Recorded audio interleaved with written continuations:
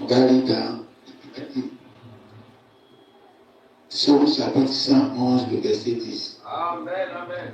La crainte de l'Éternel est le commencement de la sagesse. Alléluia. Tous ceux qui l'observent ont une raison seule.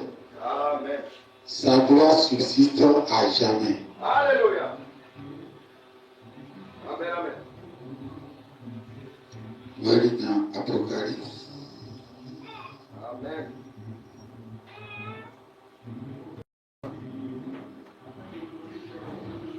Apocalypse chapitre 5.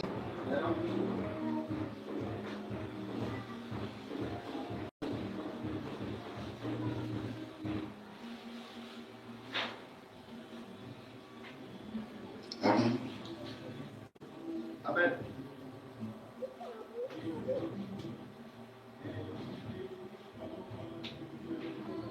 À partir du verset 1, puis je vis dans la main droite de celui qui était assis sur le trône. Amen. Un livre écrit en dedans et en dehors, celui des 7 sceaux. Amen. Et je vis un homme puissant qui criait d'une voix forte, qui est digne d'ouvrir le livre et d'en rompre les sceaux. Et personne dans le ciel, ni sur la terre, ni sous la terre, ne put ouvrir le livre, ni le regarder. Je pleurais beaucoup de ce que personne ne fut trouvé digne d'ouvrir le livre, ni de le regarder.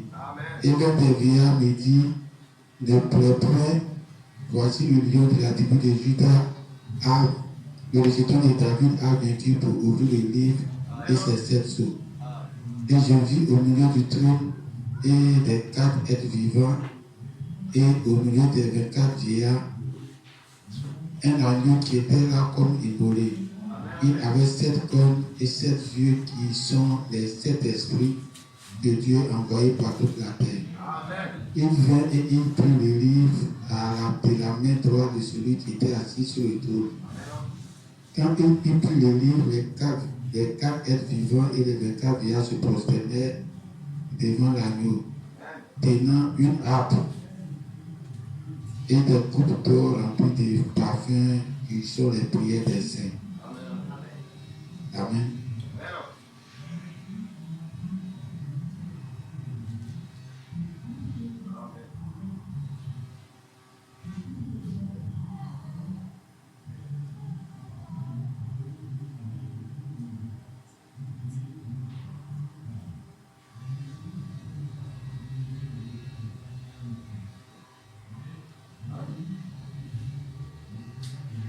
Amen.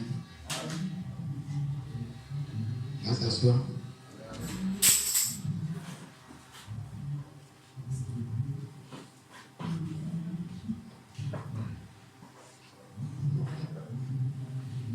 Amen.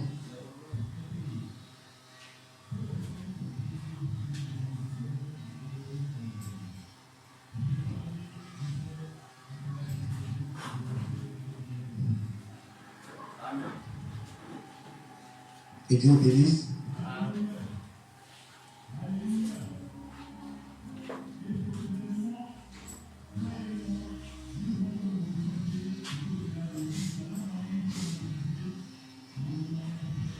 Les dimanches, nous venons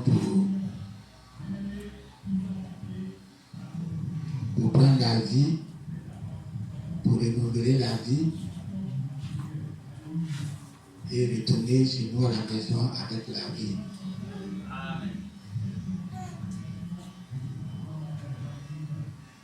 Donc, après l'adoration, on va parler un peu de la parole. La parole de Dieu d'aujourd'hui est inspirée de notre rencontre qu'on a eue avec les frères qui sont partis. Il y a peut-être plus de 4 ans maintenant qu'ils sont partis. Environ 4 ans et ils ont quitté l'église. Alors j'avais ma petite pensée pour parler aujourd'hui. Mais après la réunion, une autre pensée est venue Alors c'est cette pensée que je vais parler aujourd'hui. Et l'important,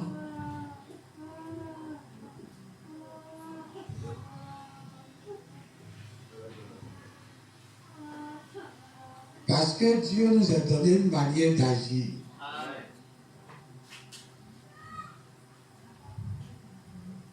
Et un être humain doit marcher comme Dieu marche.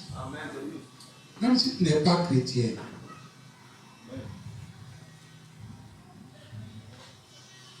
Alors, étant nous des chrétiens encore de plus, on a beaucoup plus de raisons à fonctionner comme Dieu fonctionne. Alors, l'environnement. Dieu tient compte beaucoup de l'environnement. Amen. Amen.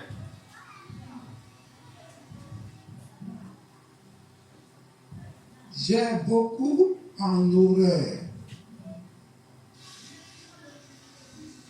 quand quelqu'un parle. Il ne tient pas compte de son environnement.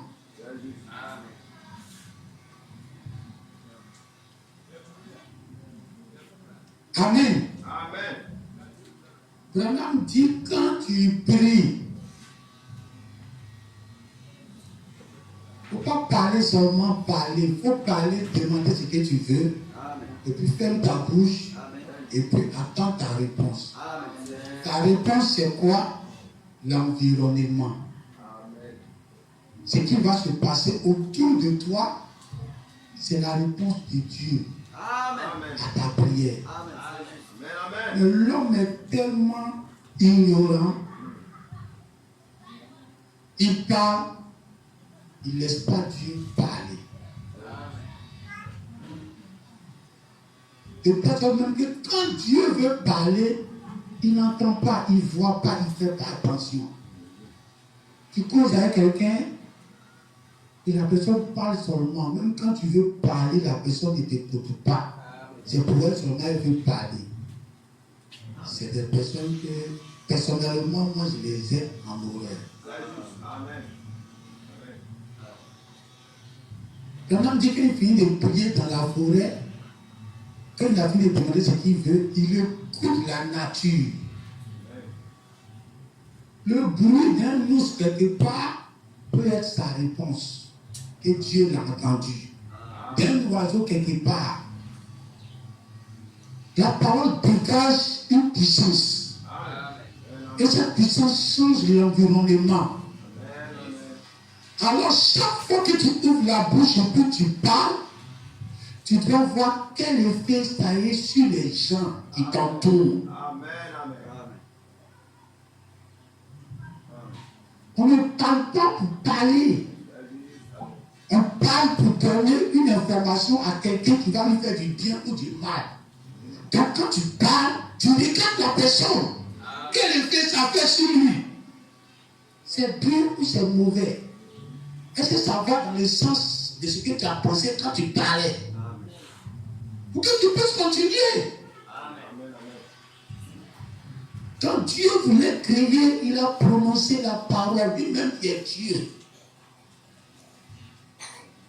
Il a fini de prononcer la parole, il est parti attendre sa réponse. Amen. Tant qu'il n'avait pas sa réponse, il ne venait pas parler encore. Amen. On ne parle pas pour parler. C'est juste. Amen. Quand on a fini de parler, la nature l'a répondu. Quand on a fini de voir sa réponse dans la nature, c'est là maintenant, il vient maintenant demander autre chose. Parler autre chose. Amen. Amen. Amen. L'environnement est très capital dans la vie d'un homme. Si tu ne regardes pas ce qui se passe autour de toi, la première fois que tu dégages ce que ça fait sur les gens, tu peux sortir ridicule. Amen. Tu peux commencer à parler quelque chose, et puis tu sens que l'effet que ça fait sur les gens est contraire à ce que tu t'attendais. Si tu as remarqué, tu arrêtes. Amen. Et puis tu changes. Amen. Amen. Donc faites attention à vos environnements. Chaque fois que vous traitez des affaires, vous êtes en échange avec des personnes. Ne parlez pas pour vous seul, vous parlez seulement. Que c'est vous seulement qui voulez vous exprimer. Mais parlez pour que la personne puisse donner son impression. Pas pour qu'elle vous réponde. Regardez dans son visage. Son impression sera dans son visage. Si elle veut que tu continues de parler, si elle ne veut plus que tu continues de parler. Amen. Pour que le peuple d'Israël, cette prédication est pour les frères d'ici et pour les frères qu'on a croisés, qui sont venus pour m'accuser. Amen. Là, je le considère à partir de cet échange-là comme des fidèles. Amen. Jusqu'à ce qu'eux-mêmes ils concrétisent cela physiquement devant tout le monde. Amen. Le peuple d'Israël devrait partir à Canaan. Amen. Dieu est en train de préparer l'environnement de Canaan. Alors qu'est-ce que Dieu faisait? Ils étaient en Égypte.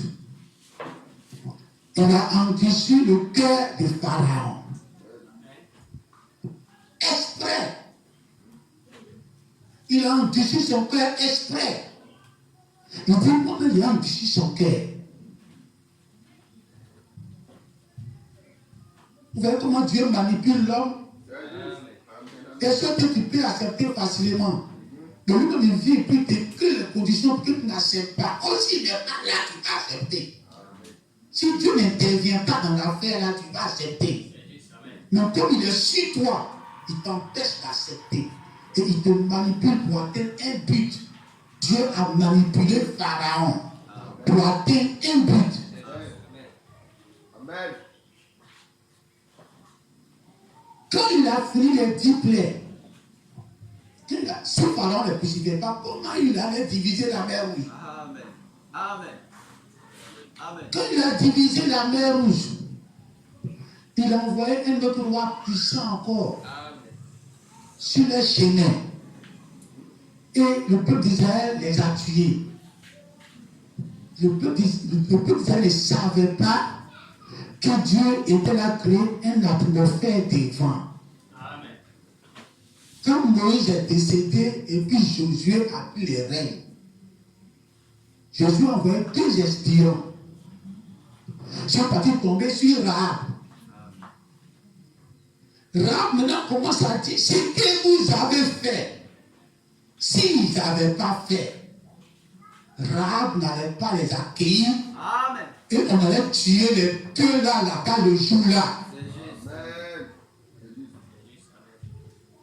Donc quand Dieu les faisait traverser, première plaie, ça ne fait rien. Deuxième plaie, ça ne fait rien. Le peuple déjà commencé à se plaindre. Non, Dieu là même, est-ce qu'il est vraiment puissant? Il fait des choses, magicien aussi, il fait aussi. Ainsi de suite, ainsi de suite. Et quand ils sont arrivés à la mer rouge, le peuple, l'Égypte les poursuivait encore.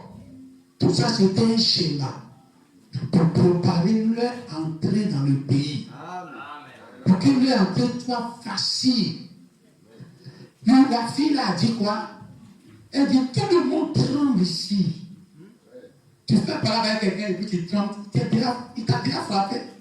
Nous tous on a été petits, on connaît comment parler se passe. Tu as peur de quelqu'un, il t'a déjà frappé. Avant de commencer tes autres trembles, c'est fini.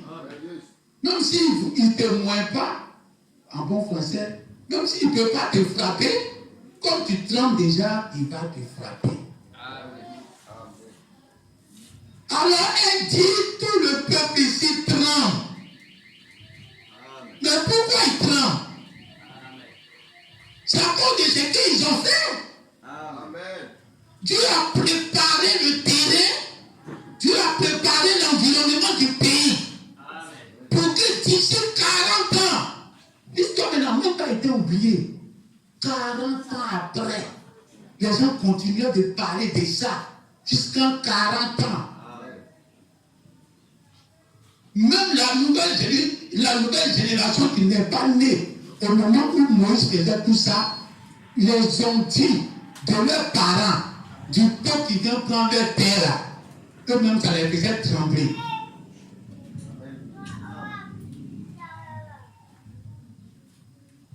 Amen.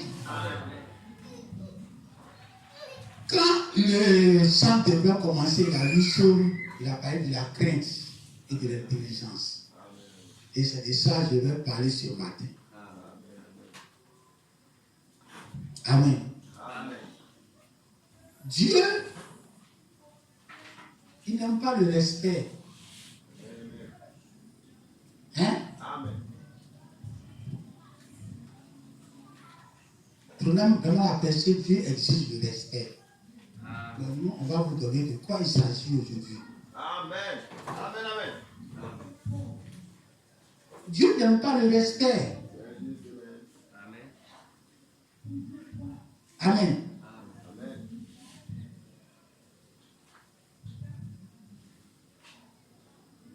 Donc vous aussi, vous ne devez pas aimer le respect. Amen. Le respect, Amen. c'est considérer quelqu'un de la façon dont on ne considère pas les autres. On lui accorde quelque chose de plus que les autres. C'est ça le respect. Amen. Si Dieu arrive ici, tu vas lui donner la grande chaise. Quand tout le monde est assis sur les petites chaises. C'est ça le respect. Dieu n'aime pas le respect. Amen. Amen. Amen. Amen. Amen. Amen. Dieu aime la crainte. Amen. Tu peux dire je respecte Dieu.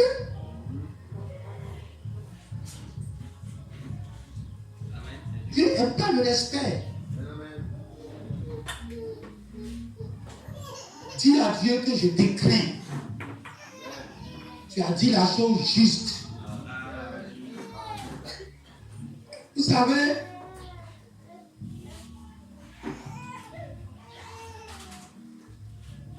quand on vivait encore étant des saints fidèles, on a traversé une vie tellement difficile. Amen. Très difficile. Donc, quand je suis devenu pasteur, tous ceux qui me connaissaient disaient que je suis pasteur parce que j'ai fui la vie difficile. Parce qu'ils pensaient que pasteur, c'est la vie facile. Mais vous vous rendez compte, aujourd'hui, même depuis des années, quand il dit que ma vie d'avant était difficile, quand vous voyez ce qui se passe aujourd'hui, vous pouvez imaginer ce que je traversais. Parce que Dieu n'a pas changé, il a amplifié. Il a augmenté ses tout, il a doublé. Alors ce que Dieu faisait,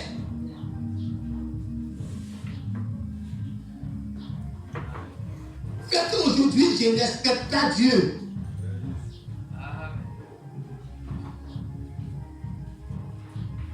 Hein? La crainte, c'est quelqu'un qui a peur de quelque chose. Amen. Est-ce que vous comprenez? Avec l'histoire que je voulais lire, je n'ai pas lu, c'est l'histoire de David. J'étais assis là, parce que souvent les gens se disent, mais bon, il vient prêcher ce qu'on a vécu.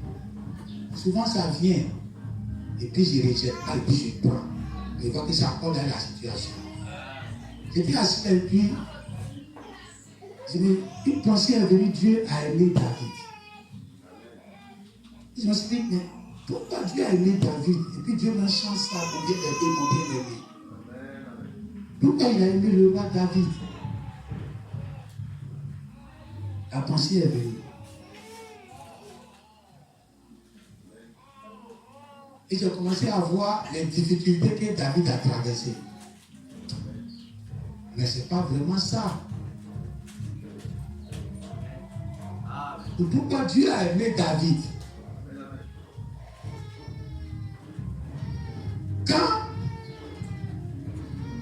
Quand David est devenu roi,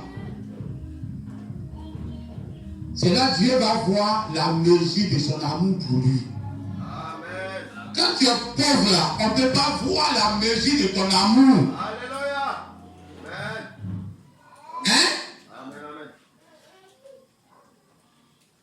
Si ta femme a l'argent, c'est là toi le mari, tu vas mesurer le degré de l'amour de ta femme. Seigneur. Alléluia. C'est pas quand chaque matin tu te dis donne-moi déjeuner, donne-moi mon pain, donne-moi ceci, et puis tu lui parles fait. C'est pas ça qu'il faut mesurer. Les parents disent qu'un pauvre devient riche, c'est là que tu vois son frère comportement. Quand femme va devenir riche, là tu vas son vrai comportement. Hein, vous êtes ici, non? Ton mari aussi, à te mettre ses défauts, te donner à manger, il sort. Aujourd'hui, il y en a, demain, il n'y en a pas. Aujourd'hui, il y en a, demain, il n'y en a pas. Fête arrive, il y a habit, il n'y a pas habit. École arrive, on est scolarisé, celui-ci ne va pas. On attend l'autre mois prochain pour chercher l'argent. Ton mari est tout le temps à la maison, tranquille. Mon mari, il est bien. Faut regarder son nom. Dieu n'a qu'à le bénir, il va gagner beaucoup d'argent. Il va acheter une voiture, acheter une maison. C'est là qu'on va mesurer vrai amour si ton mari est vraiment amour de toi.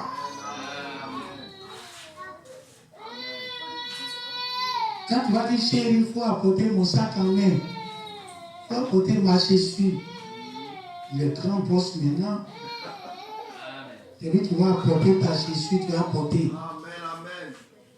Mais si c'est son grand boss, il peut descendre à terre pour te servir, pour servir sa femme. Et là, tu vas voir que mon mari m'aime. Donc, priez Dieu pour vos maris. Ils n'ont pas gagné beaucoup d'argent. Là, c'est là où vous allez voir s'ils vous aiment vraiment. Mais pas quand ils sont pauvres là, ils sont serrés. Mais actuellement, s'ils sont dans ça, ça va être sa bien trouver sa voiture. Toutes les petites filles tombent à ses pieds. Et puis il dépasse tout ça et puis il vient et puis il te sert à la maison. C'est là que tu vas voir que mon mari m'aime. Mais actuellement, il marche à pied. Hein, sa moto même là, il part au dehors. Pas il que personne ne peut voler ça. Alors tu ne peux pas mesurer ça. Prie Dieu pour lui. Il peut gagner beaucoup d'argent, il va acheter une voiture. Amen. Quand David était pauvre, il n'avait rien. Dans sa famille, même on ne le considérait pas. On le jetait derrière les moutons là-bas, on met les autres à l'école, on ne le met pas à l'école pour devenir quelqu'un. Il n'a qu'à être berger jusqu'à ce qu'il va faire les moutons, il va devenir un roi. Là, tout amour de David, là, Dieu ne peut pas voir. Quand il est devenu roi, donc ne regardez pas son palabre avec Saül, là, ça c'est pas là encore. Alors, il dépend encore de Dieu. Dieu je veux le trône, comment il apprend, il souffre partout là. C'est pas là où mesure l'amour de David. C'est quand maintenant il a pris le trône. Celui qui l'empêchait là est mort. Puis il s'est assis sur le trône, maintenant il gouverne.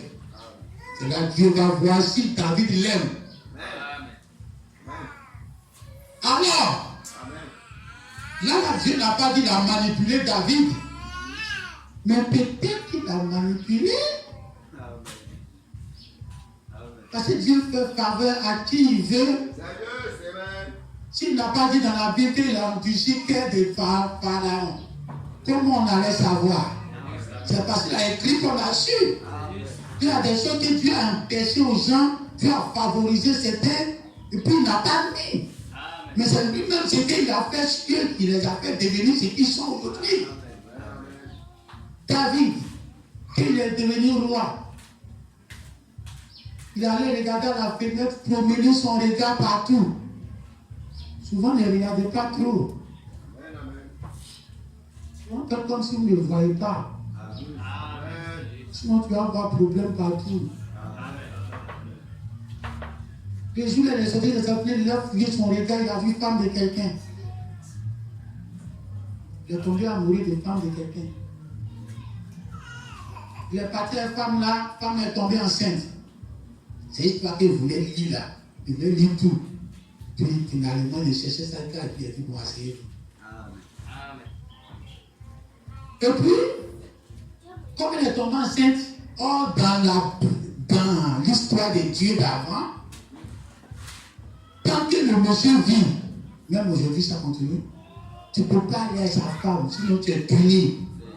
Donc le roi savait que s'il ne peut pas prendre, qu'il est parti à la femme de quelqu'un de son vivant, il ne sait pas ce qu'il va devenir. Donc il a proposé au monsieur, au mari de la femme. Ils étaient en guerre. Des mois, ils sont là-bas, ils n'entrent pas. Ils laissent souvent les corps habillés. Ils ne sont jamais à la maison. David envoie commission au chef qui les commande. Faire venir tel monsieur là, il n'a pas venu pas au moins une semaine à la maison et sa femme un peu. Là, s'il est venu faire une semaine, forcément, il va partir à sa femme. Là, 1 mois, 2 mois, sa femme commence à sortir, c'est le monsieur. Là, David est quitte. Il fait venir le monsieur en question. Vous êtes venu? Il dit non, il faut rentrer un peu, vers durer dans le champ là-bas. Le combat vient un peu, tu vas laisser ta femme un peu, et puis bon, il y a quelque chose qui va partir. Le monsieur dit, lui, il ne peut pas être ici à la maison pendant tant que ses frères sont en guerre. Et lui, il repart. Ça a coûté sa vie. Amen. C'est ça le roi Salomon a dit. Pourquoi je devais être trop juste?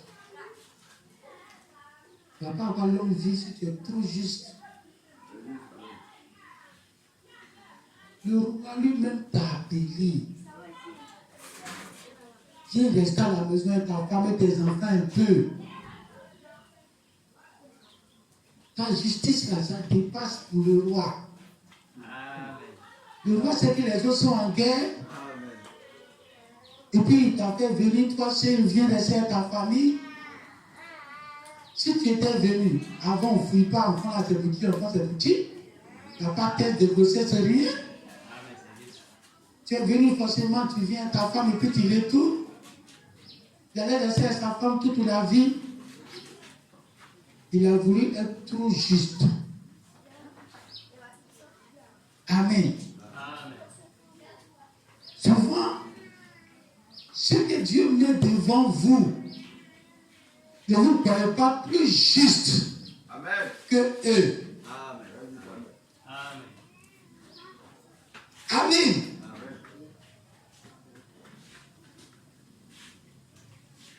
Ne vous paraît pas plus spirituel que eux. Non, le frère, tu as trop gêné. Il faut arrêter gêner là. Non, il continue. Mais qui t'a parlé? Est-ce que c'est ton frère de l'église qui t'a parlé? C'est ton pasteur qui t'a parlé?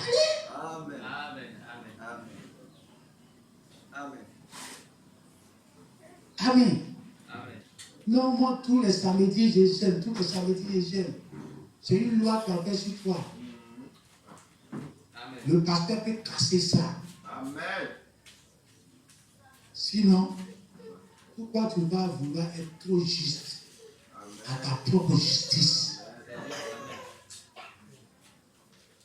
Amen. Amen. Arrivé un moment, si vous avez votre justice que vous avez fait, vous avez suivi ça jusqu'à que l'autorité que Dieu a mise sur vous, Amen. il parle de quelque chose de contraire, tu dois pouvoir arrêter ta justice, sinon ça devient une dénomination. Ça devient une tradition. Il n'y a pas de vie dans une tradition. Amen. Amen. Amen. Le roi dit, va être ta femme. Tu vas être ta femme. Tu finis, tu rentres. Il n'a pas fait ça. Il a refusé. Tellement il est juste. Il aime trop les gens qui sont au combat. Il est retourné. Le roi a écrit lettre. Application sera long. Il y a plein mon temps. Le roi a écrit lettre pour envoyer à leur chef pour dire que qu'est-ce que vous allez engager comme ça là. Vous mettez ce monsieur là devant. Pour qu'on le tue, c'est la deuxième solution. La première solution, puisqu'il a embauché sa femme, il ne vient coucher avec sa femme, là, c'est son enfant. Il a fait fini. Il n'a pas accepté. Il faut qu'il meure d'abord pour qu'il puisse aller avec sa femme. Donc, il faut le tuer.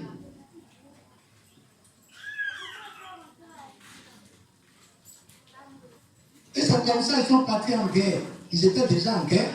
Dans la bataille qu'ils ont engagée, le chef de l'armée l'a mis en tête. Quand on sait que les gens qu'on met en tête là, c'est les sacrifier d'abord. C'est comme ça qu'elle a été tuée. Donc elle a été tuée, David a pris sa femme, il est venu à la maison avec. Donc il a pris comme femme. Donc imaginez, peut-être la doter, tout ce qu'il doit faire comme mariage, doter propre. Elle vient à lui maintenant. Là, il s'en fout maintenant, le chef peut sortir. Jusqu'à l'enfant est né. Quand l'enfant est né, Dieu l'a envoyé. Et je dois vous dire comment David est aimé. Dieu l'a envoyé un prophète. Le prophète est parti voir le roi David. Il a dit à David, voici une histoire. Quelqu'un avait un mouton. Il aimait le mouton là. Il chérissait le mouton là. Il dort avec le mouton là même. Il se lève avec le mouton là. Il mange à table avec son mouton. Un seul mouton. Il traite son mouton là même comme sa femme, comme sa fille, comme son enfant. Pas comme sa femme, comme sa fille, comme son enfant. Et le riche, avait un riche dans la ville, qui a reçu un visiteur. Le visiteur est venu. Le riche, au lieu de prendre beaucoup de moutons là, un dedans, pour tuer pour son visiteur, il envoie ses soldats pour aller prendre le mouton du pauvre là, un seul mouton là, et puis il prend. Et puis il vient tuer le mouton là, et puis il donne ça à son serviteur. Bouche de Nathan n'a même pas fini de parler. David dit que, oh, lui on doit le tuer.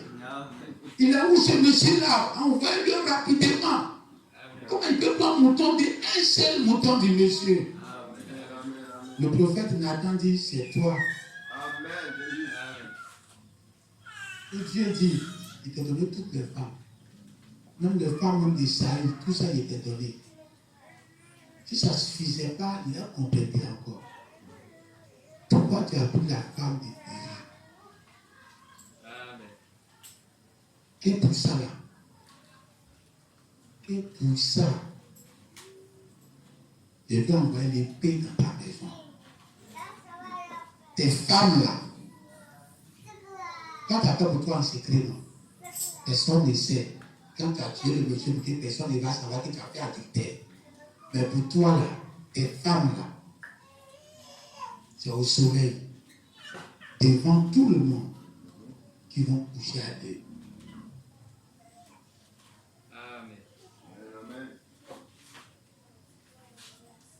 Amen. Amen.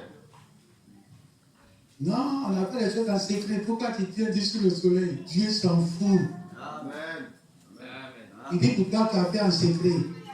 Il peut te payer en secret aussi. Et puis tu es payé, mais c'est en secret. Et Dieu te fait ça, Dieu fait ça aux yeux de tout le peuple. Moi, quand il te rembourse, il te rembourse ça aux yeux de tout le monde. Si tu veux que tu es fâché, Dieu s'en fout.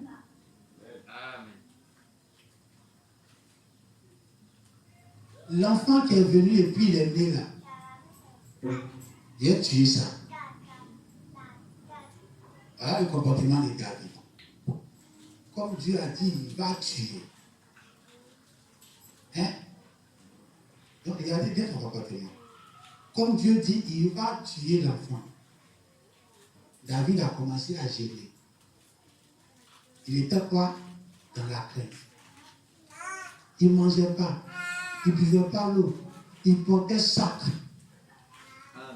Il est couché dans son coin. On lui parle, il ne répond pas. On lui dit ceci, il ne fait pas. Il est couché là comme quelqu'un qui veut mourir aussi.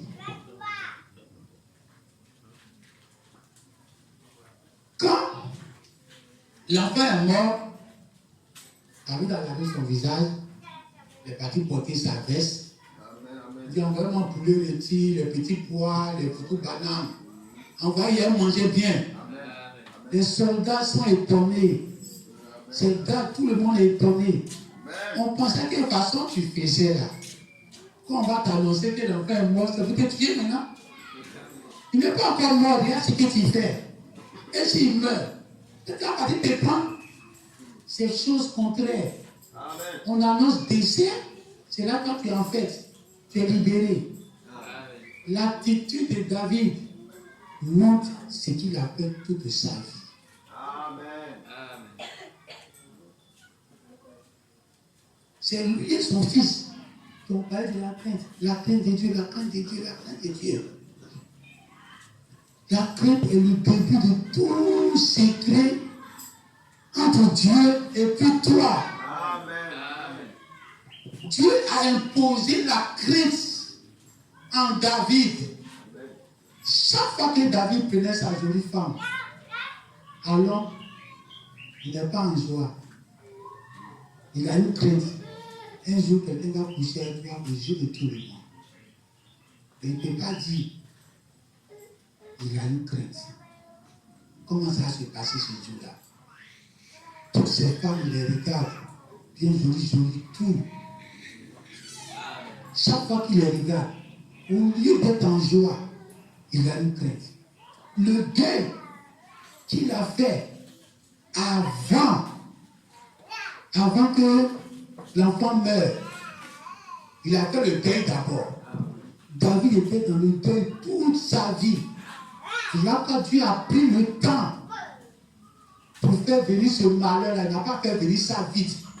Il a fait venir ça dans sa vieillesse. Pour que toute sa vie, il a conclu toute la volonté de Dieu. Étant dans la crainte. Et puis, il a répondu à ses soldats comment? Il dit, Dieu qui a prononcé une parole, ton comportement va changer. Ça peut changer. On a vu comment il a changé pour un roi. Donc, il peut changer. Peut-être que pour le roi, là, c'était après David. Et ils étaient les premiers rois. David dit, en m'affligeant, en me mettant dans le deuil, en gênant, en ne mangeant pas, peut-être que Dieu allait changer sa sentence pour ne pas tuer l'enfant. Donc imaginez, David regarde la fille de Saül qu'il a pris.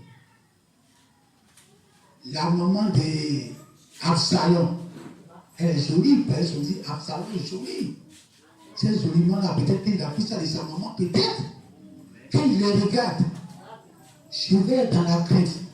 Il va me comporter toujours petit, toujours humble devant Dieu. Peut-être que Dieu ne va pas laisser les gens venir coucher avec ma femme devant les gens. Vous voyez comment Dieu impose sa crainte. La crainte, c'est avoir peur que quelque chose arrive. Est-ce que vous comprenez? Ça n'a rien à voir avec le respect. Dieu impose la crainte. Dieu ne ressemble à rien. Donc tu ne peux pas le respecter.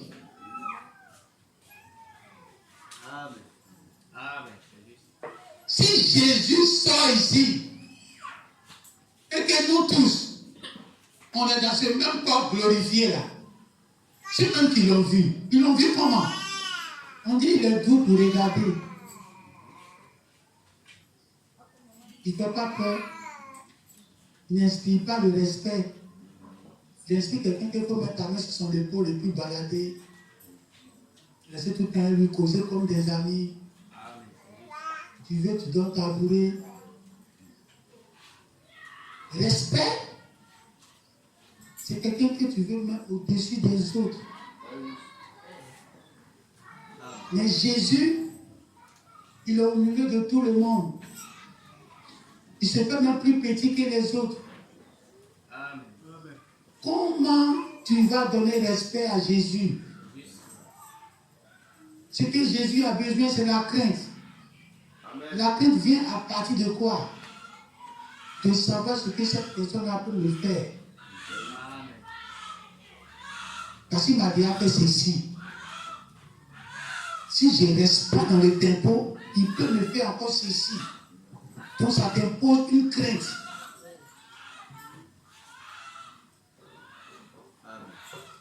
Quand tu veux marcher avec quelqu'un, Dieu envoie une vie dans la vie de la personne.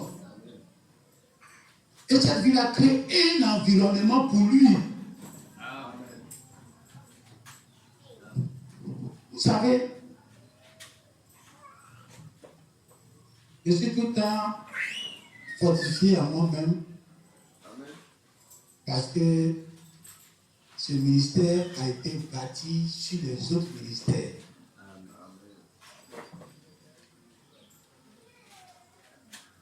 Je vous dis que je regarde beaucoup la télé ici, mais à Abidjan, ce n'était pas le cas. À Abidjan, tout le temps, ma femme et moi, on est partis. Elle a toujours ses nièces qui sont à la maison pour gérer les méchants, les arabais, les enfants. On est tout le temps partis pour chercher l'argent. On ne peut pas être télé. Bon, on ne regarde pratiquement pas la télé. On regarde juste quand on a un jour, 2 jours de repos. Et même quand on n'est pas en voyage, tous les jours on sort. Nous deux.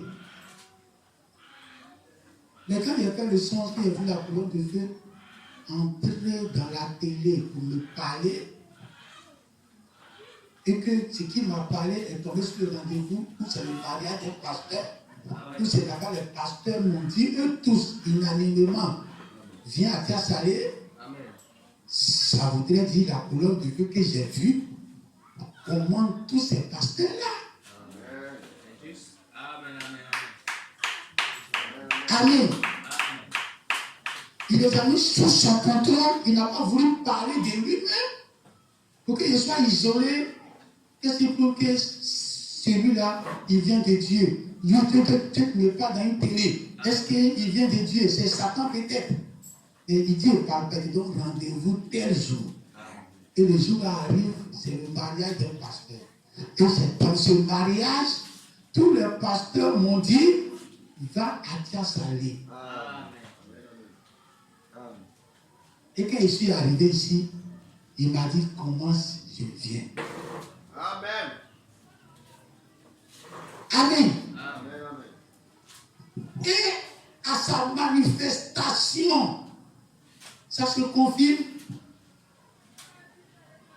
Non, on est ici, on prêche, non, c'est pour nous. Je suis là prêché pour Agapao, je suis là prêché pour David, pour ancien. Je suis là prêché pour la sœur Agapao, la sœur ancienne. Je suis là prêché pour vous. Mais quand on va dans les conventions, notre droit parle de tout le monde. Amen. Quelles que soient les conventions, l'esprit qui est en nous met tous les autres esprits sous son contrôle. Amen. Amen. J'ai lancé plusieurs défis, je suis allé à plusieurs défis à les frères ici, et sur Internet, partout dans le monde. Parce que c'est que nous on pêche ici, tous les gens du message sont contre. Alors, leur seul souci, ils cherchent que je presse quelque chose qu'ils vont condamner, et puis c'est réellement condamné par la parole. Là, ils ont eu raison. Donc, je suis la cible. Les gens cherchent des faux. Jusqu'à il y a un jour, quelqu'un qui est dans un pays, il dit, aujourd'hui, il a trouvé des faux. Qu'il a dit aujourd'hui, ça dit depuis, il cherche. Et il dit, ok, il faut envoyer des faux là aujourd'hui. Là. Quand il a mis des faux là, il dit, mais cette qualité-là, tu as mis. Et lui, il dit, quand il perd dans mon église, il force les gens pour dire amen. Il dit, dites amen. Vous dites amen là. Il dit, moi, il force les gens à dire amen. Depuis ces jours qu'on a fini, il n'a plus intervenu. Il fait ses trucs sur YouTube. Il n'a plus intervenu dans les trucs jusqu'à aujourd'hui. Amen. Il y a un qui m'a joint, ça ne fait pas longtemps, peut-être ça fait 2 semaines. Il m'a dit, ça fait longtemps qu'il me suit. Qu'il a fini par comprendre que je dois entrer dans leur groupe pour que mes prédications n'ont qu'à passer là-bas aussi. Et il a envoyé son lien. Et je n'ai pas entré là-bas, un groupe de 1000 et quelques personnes. Amen. Amen.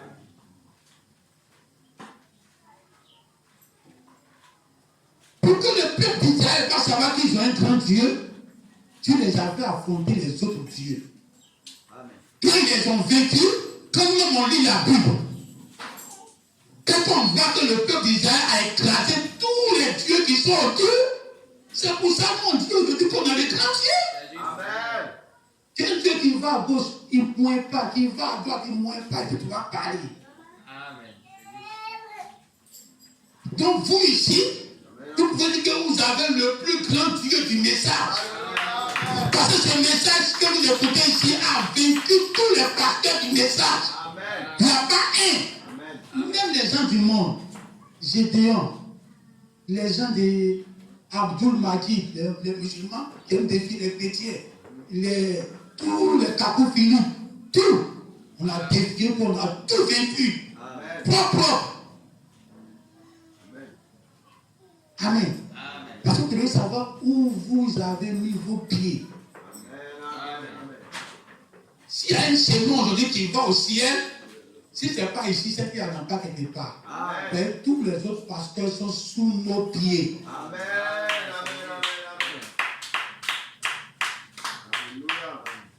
Amen. Amen. Quand tu fais quelque chose, pour regarder l'environnement. Les gens disent que Jacob, il a attrapé l'ange. Et il a dit, l'ange ne te laisse pas partir tant que tu ne me bénis pas. Et ils disent que c'est ça la prière. Il faut prier jusqu'à ce que Dieu te réponde. C'était bien. Amen. Au temps de Moïse, où tu raisonnes comme ça, la parole. C'était bien. Au temps du Nouveau Testament, quand Jésus est venu, les apôtres, et puis tu raisonnes comme ça, la parole. Que non, parce qu'il l'a attrapé, là, c'est qu'on doit prier comme ça. Mais au temps de l'ouverture de la parole, et tu raisonnes comme ça, c'est que tu es trop derrière. Il faut venir devant. Amen. Il y avait une promesse sur la vie de Jacob. Amen. Cette promesse a dit, tu seras un prince. Amen. Lisez les bénédictions que Isaac a fait sur la tête de Jacob. L'ange n'est pas venu dire autre chose. C'est juste. Tous les bénédictions qu'il a données, Jacob regarde, il ne voit pas ça. Il s'en va croiser dans son frère et son frère même qui n'a pas reçu ces bénédictions-là. Il est plus puissant que lui, il veut le tuer. Alors le jour-là, quand il a eu la chance de croiser Dieu face à face, et que Dieu veut partir, il l'a attrapé. Il dit, il faut que la promesse qui est sur ma vie, ce n'a qu'à s'accomplir aujourd'hui. Amen. Ce n'est pas lui-même sa promesse. Ce n'est pas lui-même qui a dit, je veux ceci, comme sa prière. Mais c'est la parole de Dieu sur sa vie. Dans la bouche du prophète Isaac, qui lui a dit, tu seras ceci. Amen. Amen. Donc il s'agit de la promesse de Dieu pour ton temps. Amen. Tant que la promesse de Dieu pour ton temps n'est pas encore accomplie, tu dois prêcher ça jusqu'à quitter la terre. Amen. C'est la parole. C'est la promesse. Amen. Si tu es là pour prier, c'est bien. Mais c'est un petit niveau de compréhension de ce que Jacob a fait. Dieu a mis dans sa Bible qu'il va arriver un temps, il aura mis l'église immortelle, Et Branham dit que c'est nous l'important. Alors quand on s'arrête, on a attrapé l'ange. On dit tant que tout le monde n'est pas immortel là, nous on ne te laisse pas partir. Dites Amen. Ce n'est pas que je veux l'argent, je veux voiture, je veux que mon enfant ait bac, ait BPC, et puis je suis dans la chambre, il y a prié jusqu'à... Non. Donc que chaque fois que tu dois sortir la parole de Dieu dans ta bouche, c'est de réclamer ta promesse. Tous les dimanches quand tu viens, ta pensée est sur la promesse de ton temps. Et qu'un jour je vais rester vivant, et puis je vais rentrer dans un monde, dans l'autre monde, avec ce corps-là, sans mourir. Dites Amen. Une promesse sur ta vie avant même que tu ne naisses.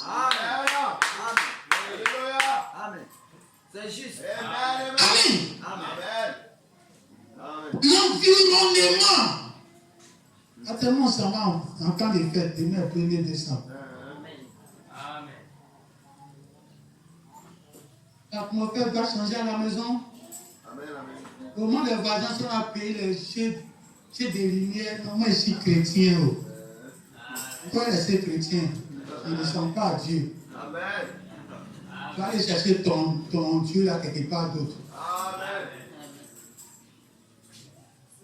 Quand un événement arrive, l'environnement doit suivre. Amen. Amen. Amen. Quand on rentre chez toi, on sait que c'est la fin de l'année. Amen. Amen. Dieu n'a pas mis Adam dans un désert. Il a préparé l'environnement d'Adam des années sur des années. L'environnement d'Adam des années sur des années. Il payait fauteuil, il payait télé, il payait tapis, il mettait peinture ça là. Il dit non, attends, il met l'autre peinture, il met peinture encore. Pour que quand Adam va venir dedans, Adam va dire je n'ai pas envie de maison de quelqu'un. Je suis à l'aise ici. Hein, David? Il faut que ton environnement maisonnal soit un environnement paisible, de jardin d'été. On ne joue pas avec l'environnement.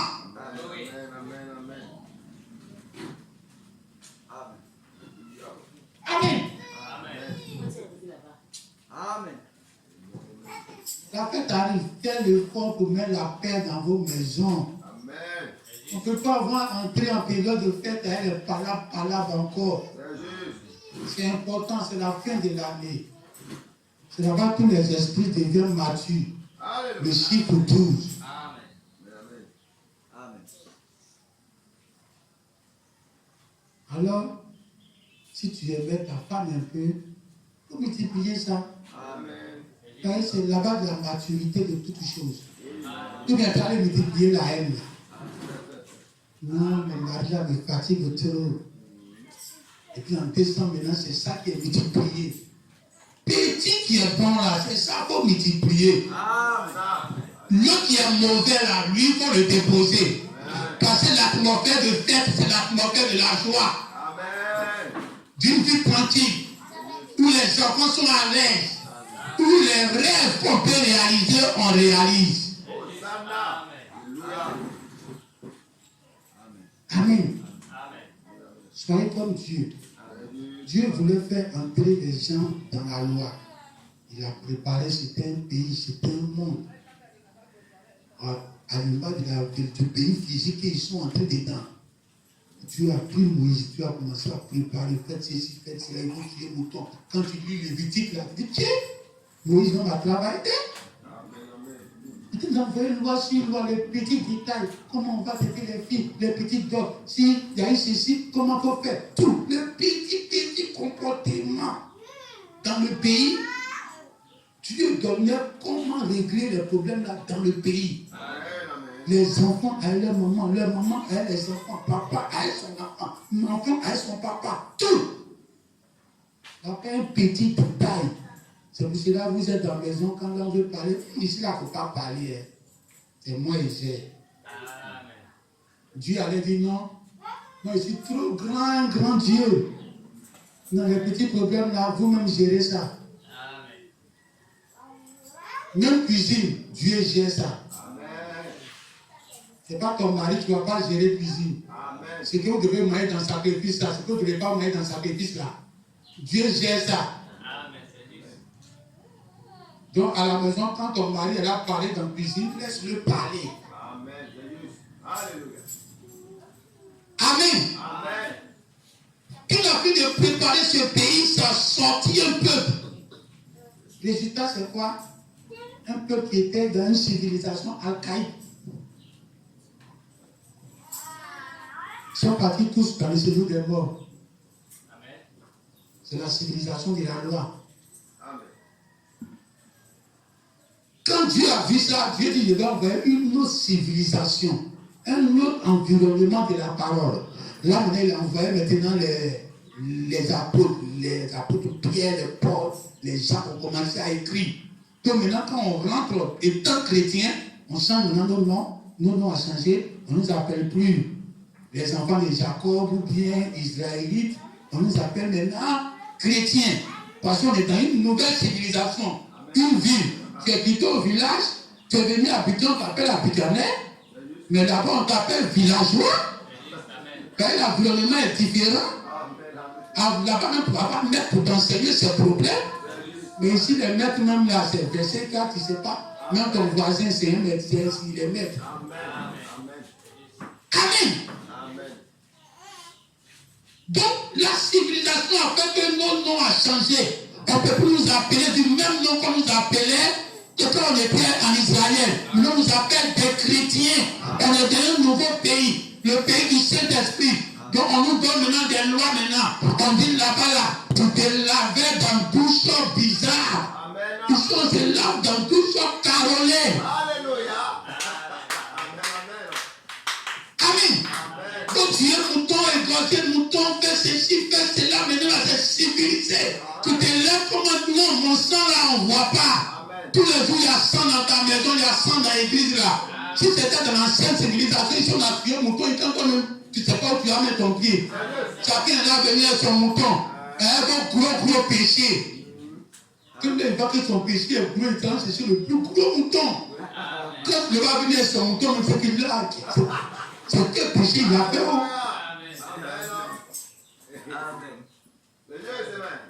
Mais les gens pêchent, ils viennent, ils ne savent rien, ils n'attrapent rien. Ils se promènent et puis ils viennent. Parce que le sang maintenant, c'est un esprit. Dites Amen. C'est la civilisation qui a changé. C'est l'environnement qui a changé. C'est le pays qui a changé. Et maintenant, on dit, on quitte dans ce pays-là. On va entrer dans un autre pays. Une autre civilisation. Et toi, maintenant, tu dois prendre tes comportements de tia salé. Et c'est pas où tu t'en vas avec. Hein? Tu t'en vas en Afrique du Sud. Là-bas, on ne parle pas Baoulé, on ne parle pas Yacouba. Hein, Guerrier, tout ça là. On ne parle pas même français là-bas. Là-bas, c'est anglais. Tu entres là-bas avec ton comportement Baoulé, bêté, bourreau, que tu seras perdu en Afrique du Sud. Arrivé là-bas, si tu veux te mouler rapidement, tu commences à porter Zoulou. Toutes les cultures qui sont là-bas, tu commences à payer les vêtements. Aujourd'hui, tu es en Zoulou, demain, tu es en ceci. Rapidement, tu apprends à parler l'anglais. Tu ne peux pas venir dans le pays du message où Dieu nous a envoyé la parole, où la civilisation a changé. Les immeubles, les grades au ciel, et comme à Dubaï. Et puis tu te prends des petits étages de 2 niveaux, miracle, guérison, parler en langue, tomber, crier. Ça c'est dans le pays d'avant là. Connaissez ce pays-là. On t'envoie dans un autre pays. Il y a une nouvelle culture, il y a une nouvelle façon de voir la parole. La parole prend le dessus. On vient à l'église, on ne vient pas pour chercher guérison. Dans d'autres pays là, les gens venaient à l'église pour chercher guérison. C'est ça, Branham dit que les Israélites, quand ils ont accepté Jésus à cause des miracles, eux leur foi à ces miracles. Mais il dit les Grecs, c'est nous les nations. Il dit les Grecs, eux là, c'est l'intelligence, ils cherchent. Tout amen. Et c'est l'intelligence, ils cherchent. Donc, il y a deux nation, Dieu même sait. Je lui ai coupé. Amen. Hein? Amen. Dieu même sait. Ça va. Ok. Dieu même sait que où il s'en va chez nous les nations là. Notre envie, c'est l'intelligence de la parole. Amen. Amen. Amen. J'avais un cousin au village, un petit cousin, il s'appelait Kwame. Quand il partait au village,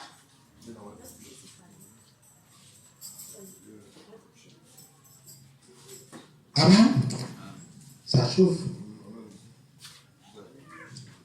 Quand je partais au village, mon petit cousin, c'est lui me prend, on va à la chasse, on va au champ. Il en prend beaucoup d'arachides, on vient manger. J'aimais son affaire. Amen. Quand chaque fois il doit aller là-bas, c'est à lui, il pense. Mais aujourd'hui, il n'est plus au village. Il est instituteur maintenant. Amen. Il doit financer de l'État. Amen. Amen. Quand le livre de la rédemption descend, Amen. parce que Dieu savait que là où on s'en va, le petit Kwame qui est là, sa vie n'est pas au village ici. Dieu doit prêter sa vie quelque part en ville. Amen. Il est né pour être instituteur, pour être un diplômé d'État. Alléluia. Alors il est au village, il est là, fait les champs, les pièges. Il va courber le bois comme ça. Il dit, regarde. Il dit, demain matin, on va venir voir. Amen. Dites amen. Amen. Alors quand la parole n'est pas encore venue, quand le livre n'est pas encore descendu, on a fouillé dans la forêt de la parole du Nouveau Testament. Quand le petit Kwame, il est là encore. On vient trouver Kwame, il est toujours au champ. Il dit la parole, on va faire les miracles, on va parler en langue. Ils sont encore cherchés ce qui s'est passé à la Pentecôte. Il y a une deuxième Pentecôte encore. Le Pentecôte d'Azusa. Ils sont là fouillés. Oh Dieu dit, dans ce pays où je suis venu là, vu ce que vous aimez, c'est l'intelligence de la parole. Donc je vais envoyer un pays selon votre intelligence, selon l'envie qui est en vous. Donc actuellement tu es au champ, petit Kwame. Mais tu n'es pas né pour être au champ. Amen. Peut-être s'il continue de passer ses concours, demain il sera quelqu'un de grand encore. Amen. Mais peut-être le petit Kwame qui était au champ, qui est né au village. Amen. Alors on était là en train de tourner les miracles, les parler en langue.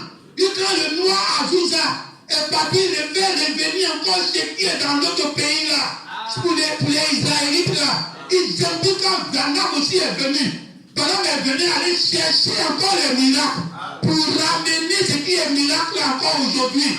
Oh, c'est pour les Juifs. C'est juste pour qu'ils vont voir que Dieu est Dieu. C'est qu'ils voient qu'il a guéri quelqu'un, qu'il a guéri ceci. C'est ça qu'ils voient que Dieu est Dieu.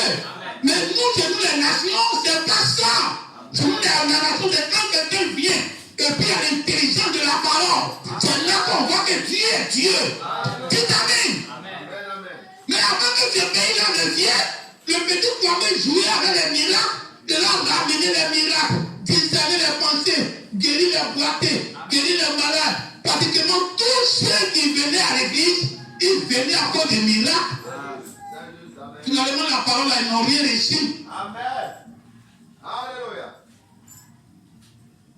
Amen. Yes, Lord. Amen. Amen. Amen. L'ancienne civilisation, la civilisation archaïque, qui a envoyé les gens au séjour des morts, quand Jésus est venu, c'est oh, on va tuer Hérode. Oh, il va nous libérer de l'esclavage. Parce que Hérode les a assiégés comme façon que Pharaon aussi assiégeait les enfants d'Israël. Donc il est venu comme le même Moïse. Donc Moïse, tu dois nous faire quitter en bas des Romains. Et quand Hérode se sentait en danger, il ne savait pas que Jésus était venu annoncer un autre pays qui arrive. Le pays du Saint-Esprit. Où le combat n'est pas dans une affaire de Hérode. Mais le combat, c'est une affaire des démons.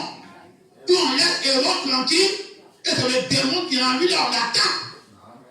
On vous laisse de l'esclavage physique. Restez dans votre esclavage là. Ça ne fait rien.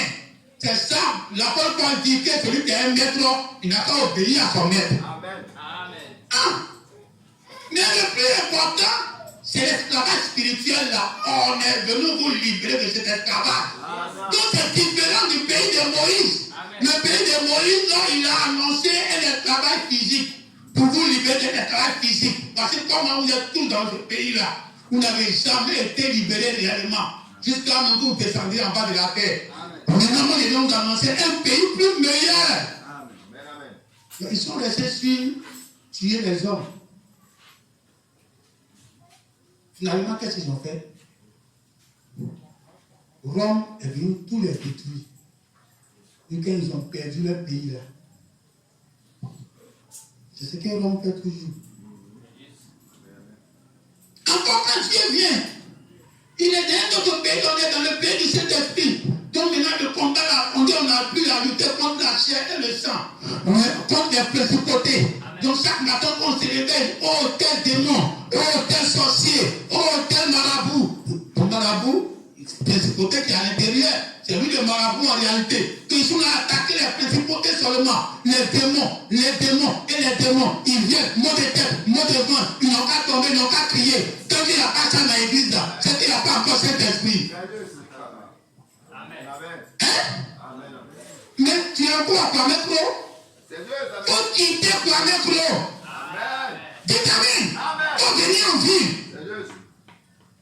En ville là, ici maintenant c'est voiture, les habitants vont mettre TGV. Oui. Amen. Les prix à pleine vitesse. Amen. Toi tu as encore des trois pilotes qui te prennent pour aller dans ton campement. Tu t'assois maintenant, tout ton dos te fait mal. Ils gèrent les présidents, quand tu les regardes, même tu fais pitié, ils font pitié encore. Toute la chasse finit dans leur bouche. Et les démons ne veulent plus partir. Dites Amen. Parce qu'ils ne sont pas dans le pays. Si tu es dans le pays de la parole, même quand tu donnes la parole descend, tous les démons qui ont bloqué la compréhension de la parole, tu ne te fatigues pas. On est dans un pays où on ne te fatigue plus. On va à la vitesse de l'éclair. C'est pas le moment de rouler avec les walla. Il faut rouler à les grands cars de TGV. On va vite. Et les démons qu'on attaque aujourd'hui, ce n'est pas les démons de mot de tête. Le pays a changé. Il veut prendre le miracle et puis entrer dans le nouveau pays. Du livre. On te dit bien le petit livre. Et en train de descendre, tu veux donner ça à l'homme. Et toi, tu prends ton miracle avant de venir entrer dans le petit livre. Dites Amen. Alors le nouveau démon qu'on attaque cette fois-ci, Dieu même l'a programmé depuis la Bible. Et c'est maintenant son temps. Il dit le dernier ennemi qui est la mort. C'est lui, on va mettre sous nos pieds. On va le dominer d'abord. C'est une promesse. Ça est dans la Bible. C'est une promesse. Mais c'est une autorité qui donne ça. C'est le nouveau pays. Si tu es dedans, l'environnement du pays change. L'environnement du pays te donne la force, le pouvoir de dominer ce démon. C'est pour cela, quand l'agneau était couché là comme immolé là, personne ne s'occupait de lui.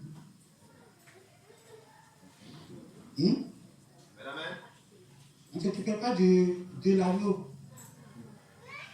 Quand l'homme qui était avant lui, on dit celui qui était avant lui sur le siège là, sur le trône. La Bible dit, les 24 vieillards ont jeté leur couronne en bas de celui qui est assis sur le trône.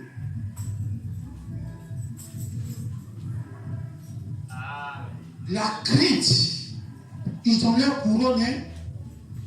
C'est la crainte qui fait qu'on enlève notre couronne, notre autorité, notre moi. Parce que celui qui est assis sur le trône, il a le pouvoir de vie ou de mort. Alléluia. Quand l'agneau était couché là, simplement, les personnes le regardaient. Jusqu'à même Jean le cherchait, jusqu'à ce qu'il va le voir au milieu de ces gens-là. Il s'est levé pour changer sa position. La l'autre est couché là comme blessé. Il s'est levé pour changer sa position. Toi, tu n'es même pas blessé. Hein? Il dit, change ta position, tu ne veux pas. Moi, je suis parti à l'école aussi comme vous. Mais il faut taper ta soeur. Je suis parti à l'école comme vous aussi. Arrivé au moment où il dit, je change ma position. Je ne dis pas de changer pour vous. Arrivé au moment où il dit, je change ma position. Vous commencez à être apprenti tailleur. Vous commencez à faire la couture. Vous commencez à être expert dedans. Et dit encore que je change ma position. C'est une décision. J'ai changé ma position. Je suis devenu un homme d'affaires. Que les gens en parlaient partout. Après, maintenant, j'ai dit, je change ma position. Je suis devenu un bookmaker. Vous connaissez bookmaker? C'est le site de paris sportif. Où les gens vont dessus pour parier. Moi-même, j'ai mon propre site. Et puis les gens parient dessus. Et puis ils ne savent pas que c'est moi, je suis là. J'avais mon propre magasin où les gens venaient parier dedans. On me voyait face à face. Ça, c'est d'abord un. Après ça, maintenant, j'ai fait un site où les gens parient dessus. Et puis c'est moi, je suis là. Ils ne savent pas que c'est moi, je suis là. S'ils ont gagné, c'est moi, ils les payent. Quand ils ont perdu, l'argent reste chez moi. C'était une volonté de quitter d'une position pour aller dans une autre position. Toi, tu n'es pas changé. C'est de cette position-là que Dieu m'a dit, deviens pasteur.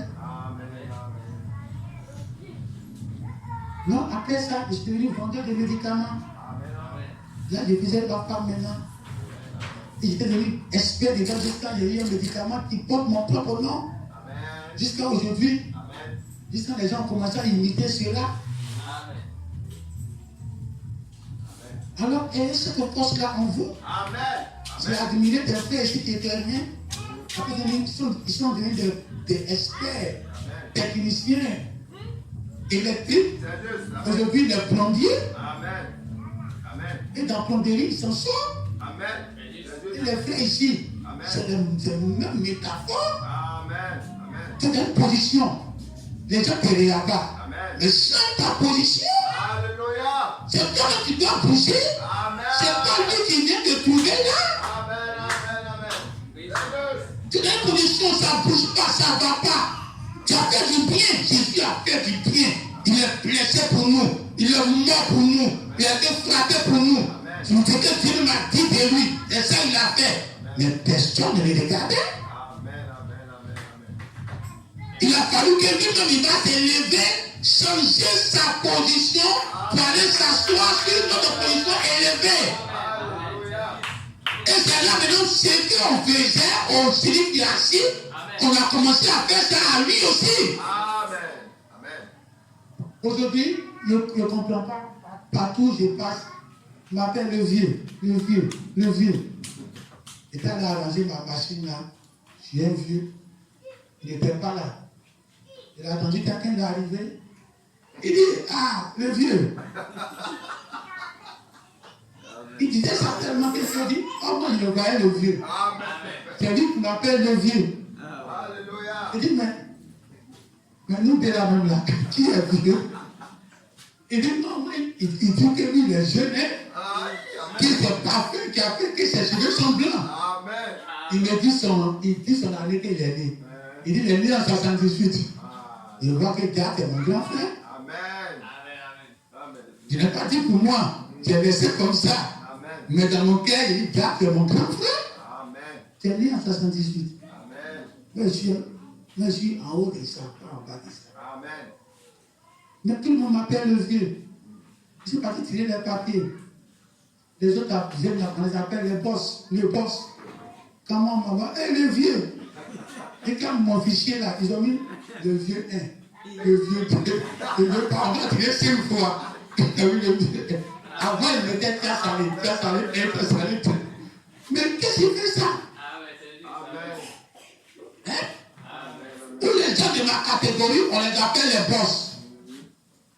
Parce qu'ils étaient une grave voiture. Ils viennent à leur gros marché des milliers. Mais moi, je suis à quelle position on ne peut pas m'appeler boss ici. C'est le vieux prix que je mérite. Amen. Alors acceptez, changez vos positions. Comme Jésus a accepté. Jésus était d'abord dans la position confortable du Nouveau Testament. Il est mort pour nous, il intercède pour nous, il est mort pour vous. Même si tu es avocat, ça c'est un juge aussi demain. C'est juste. Amen. Quand maintenant on rentre dans le lieu de la rédemption, c'est une affaire du juge. Et c'est là la crainte de Dieu va descendre dans l'église. Amen. Parce que quand tu es en position de juge, c'est lui qui a eu la décision de vie ou de mort sur quelqu'un. L'atmosphère de l'église, depuis on prêche l'immortalité, on ne va pas mourir, on s'arrête et puis on voit l'environnement. L'environnement nous dit quoi? Dieu nous dit quoi? On peut se prier, on ne cherche pas que Dieu nous réponde. On parle de l'immortalité, on ne va pas mourir, on dit de quel élément, on prend le 16 éléments, on va aller dans la 6e, dans la 7e dimension avec. Que depuis le monde des mondes, on a battu les records de la prédication sur l'immortalité. Après qu'on ait battu le record, quel environnement sacré autour de nous. Quand on vient visiter des gens, quelle réponse ça nous retourne? Amen. Mais c'est là qu'il faut faire la lecture de ce qui tourne autour de ce ministère. Pour que tu comprennes si c'est complexe, si c'est déjà une vie même dans l'église. Amen. Amen. Quand Dieu lui donne une descend à son armée, il dit, viens vous tuer un frère. C'est la mort. Spirituelle comme physique, tout ça c'est ensemble. Pas de solution spirituelle. Comme Abraham dit, quand vos parents, quand Jésus a vu vos pères sont morts dans le désert, il a dit que c'est la mort éternelle que Jésus a parlé là. Quand Dieu dit viens tuer quelqu'un, ce n'est pas ces éléments que Dieu nous appelle la mort. Il vient mettre la séparation spirituelle carrément. Mais quand le même Dieu les descend, et puis dit lui que j'ai tué, lui que j'ai dit qu'il est mort, je le fais revenir à la vie. C'est une résurrection. Dieu pouvait employer un autre mot. Il peut bien dire que je vais le faire quitter l'église, comme tu t'attends depuis à ça. Tu vas employer un autre mot, mais il a employé le mot. On est venu pour tuer tes frères. Et j'avais bouche bée. Tout ce qui s'est passé contre moi, chez moi et chez tout le monde, les gens pensent que c'est chez moi. Or, c'est chez Dieu là-bas qu'ils agissent. Alors moi je suis là, je ne fais pas mon palabre, et il quitte aussi et dit viens faire mon palabre. Il peut employer un autre mot. Il utilise la mort. Et Dieu montre sa résurrection.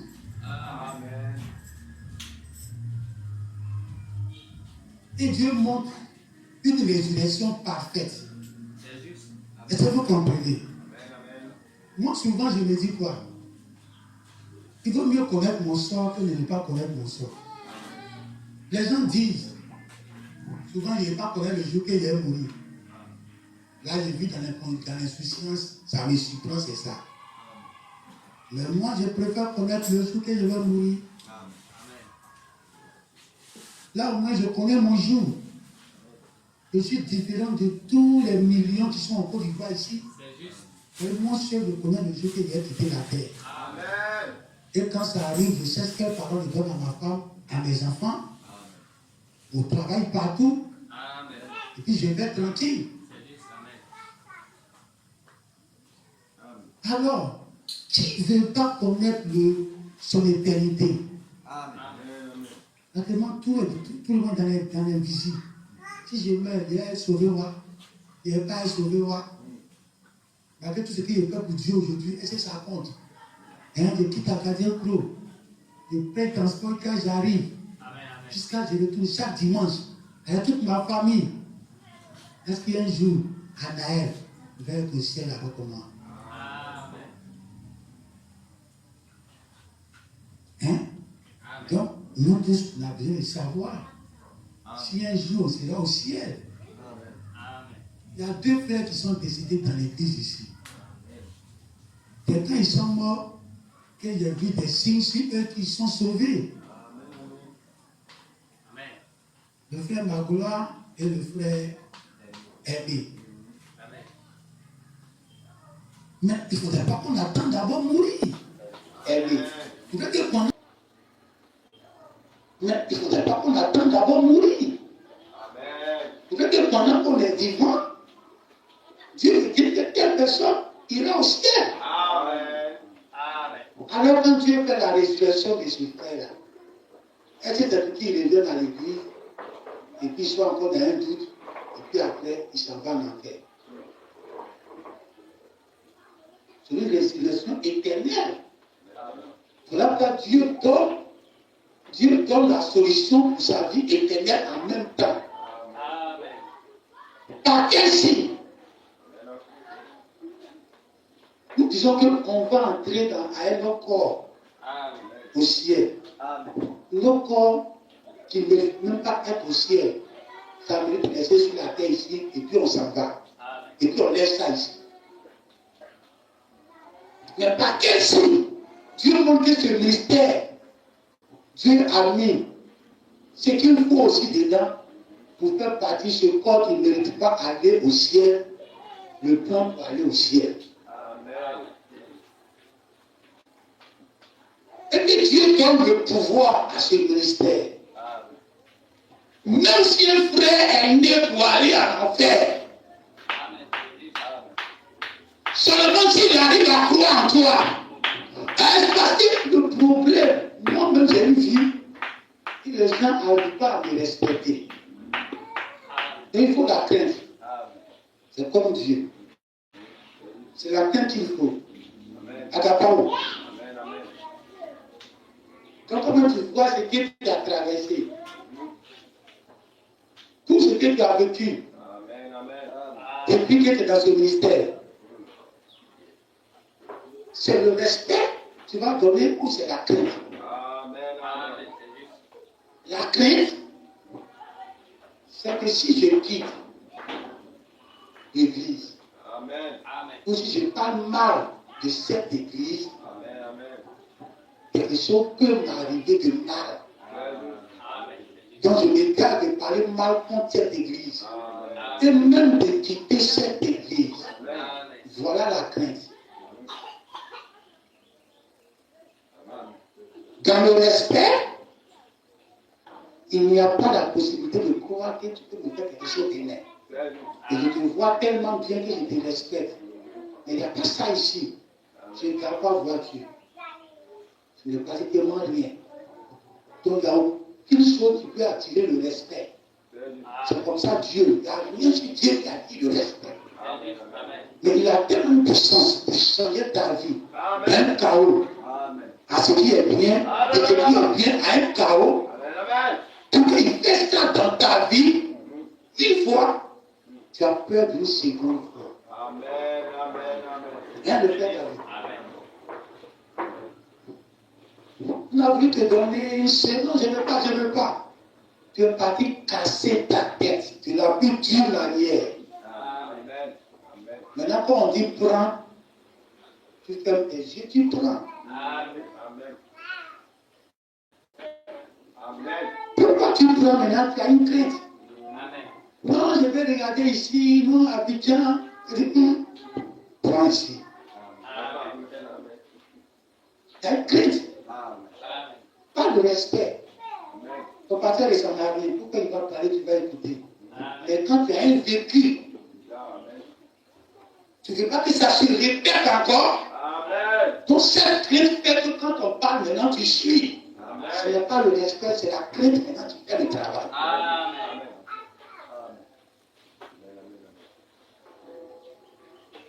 Hein, Agapao? Amen. Amen. Tu as rétrogradé une fois. Amen. Et tu as vu que Dieu avait montré ça ici d'abord. Amen. Ça s'est réalisé net. Amen. Amen. Et quand tu es revenu, tu es devenu plus faible qu'avant. Amen. Amen. Parce que maintenant tu te dis, mais si je retourne à ce que j'ai vu, comment je vais pouvoir faire?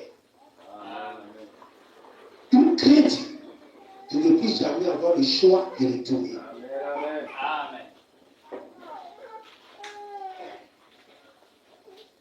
Alors quand Dieu fait passer quelqu'un par le feu, comme les frères qui sont partis, 4 ans,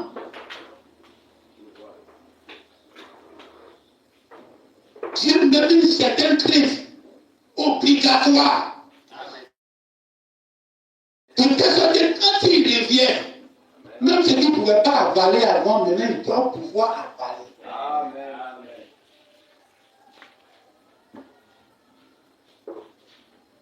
Amen. Mais Dieu fait cela exprès, par amour.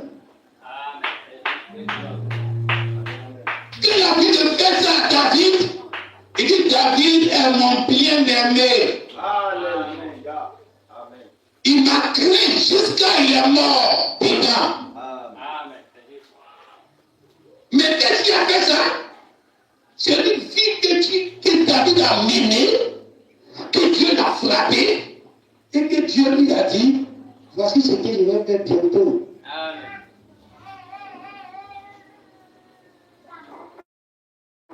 Alors, moi, c'est terrible de vous. Amen. Le pasteur qui était venu jouer le rôle,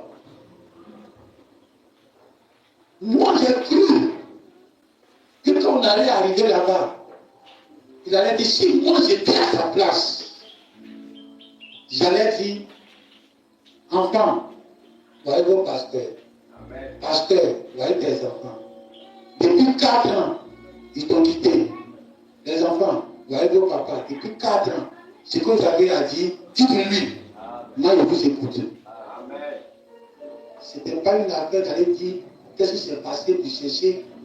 Ce qui s'est passé même là, on n'a pas trop à répéter. C'est une honte pour nos frères. Ils disent ça. Amen.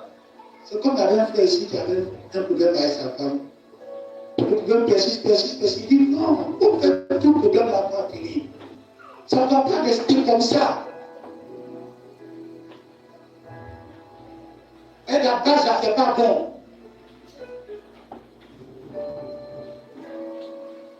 Je j'explique. Non, c'est sur le mariage. C'est déjà faux. Ça détruit dans votre union. Ça salit votre union. Ça salit votre mariage. On ne va pas répéter ça, doit bien être répété même. On ne va pas tout dire encore. Et quand tu finis, pour quelqu'un à ta soeur, tu n'as pas raison. Non, je ne cherche pas raison. Et je ne veux pas dire que je répète ça, mais ce n'est pas joli à entendre. Moi, je voulais aller m'asseoir, et il va dire, voici votre papa. Ce que David a dit, dites-lui. Et puis là, il va me dire, papa, après 4 ans, on est parti. On cherche comment on va revenir. Amen. Alors, montre-nous le chemin. Montre-nous le chemin. C'est toi, il y a le fait qu'on fait des cas. Pour que Dieu me pardonne, il dit, fais ceci. Après avoir tout fait, je prie pour toi, et puis on tourne la page. Alors, parce que comment on va revenir? Alors, faites ceci, tout finissez de faire un peu. On dit, on va prier, et tomber.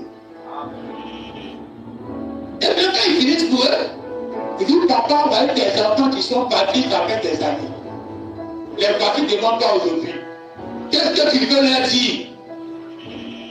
Tu commences à les parler comme un papa qui parle à ses enfants, qui l'ont quitté et qui sont revenus.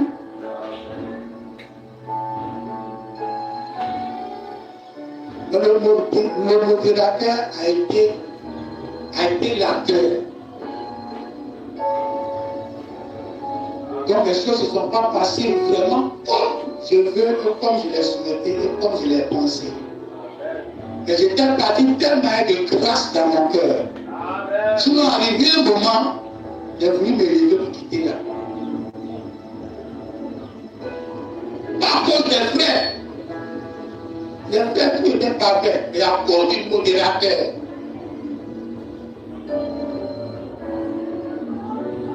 Mais si je me lève, une autre pensée est venue. Si je me lève, les frères vont se dire que je suis toujours fâché contre eux. Or, je suis venu beaucoup de grâce pour eux.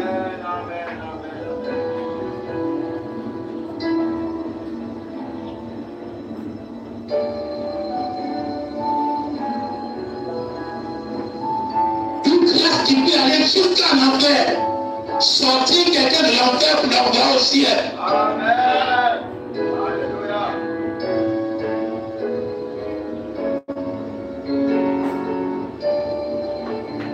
Alors tu vas prier.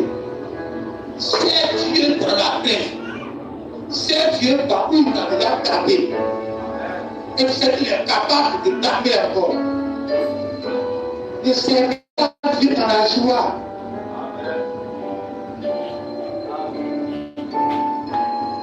J'écoutais un chant que ma mère chantait. On dit Dieu ne m'a jamais déçu. Il m'a jamais déçu. Quand je lis ces gens de prière, ces gens de chant, ça me fait bizarre à moi. Le jour que Dieu va te décevoir, maintenant, tu vas faire comment? Tu vas penser qu'il va te sauver, là, et puis il ne te sauve pas. Tu vas penser qu'il va te guérir, là, et puis tu meurs dedans malade. Là, tu vas penser quoi? Ne pas carrer Dieu comme ça, que Dieu ne m'a jamais déçu, il ne déçura jamais. Et le jour va te décevoir. Non, mon mari ne m'a jamais giflé, et le jour va te gifler. Je ne dis pas que c'est normal. Je ne veux pas porter main à vos femmes. Mais si jamais c'était planté comme un carré dans ta tête, si c'est franchi le jour là, tu te lèves tes bagages et puis tu t'en vas, les vieux travaillent comme ça. Depuis la femme est dedans, son mari n'a jamais giflé. Elle confie à ça. Elle fait tout ce qu'elle veut. Le monsieur a parlé jusqu'à elle ne pas. Quand il a giflé, moi, à cause de ça, il a pris le bagage pour aller. Il dit, mais toi, tu ne peux pas faire foyer.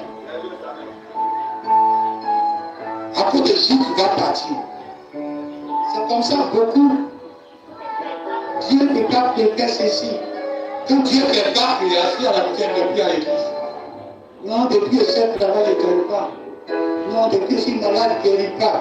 Non, mon enfant est ceci, depuis Dieu ne voit pas. Le jour que Dieu va aller au-delà de ton souhait, qu'est-ce que tu vas faire?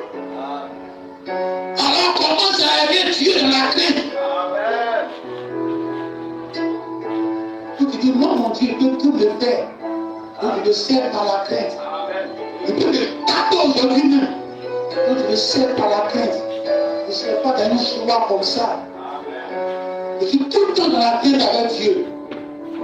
Il peut me faire des choses terribles, comme me faire des choses de grande joie aussi. Parce qu'il m'a déjà fait. Et il peut le faire encore. Donc je vis avec Dieu dans la crainte. Et quand Dieu est assis en haut et puis il te regarde, il dit voici l'homme de mon cœur. Il vit dans la crainte, comme le roi David.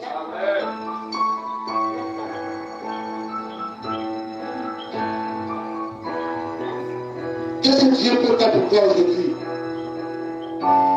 Si tu as la crainte, si tu as la crainte de Dieu en toi, si Dieu regarde dans ta vie, et puis tu as la crainte, le roi David dit, si tu as la crainte de Dieu,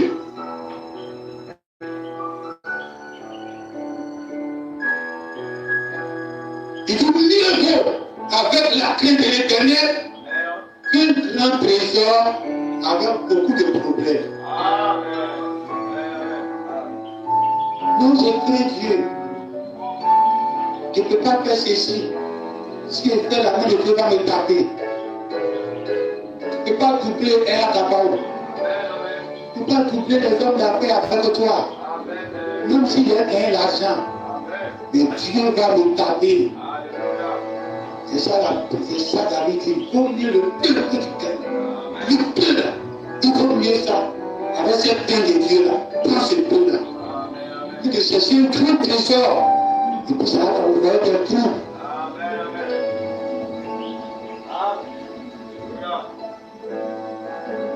Le fruit de l'humilité, de la crainte de l'Éternel, c'est la richesse, la gloire et la vie.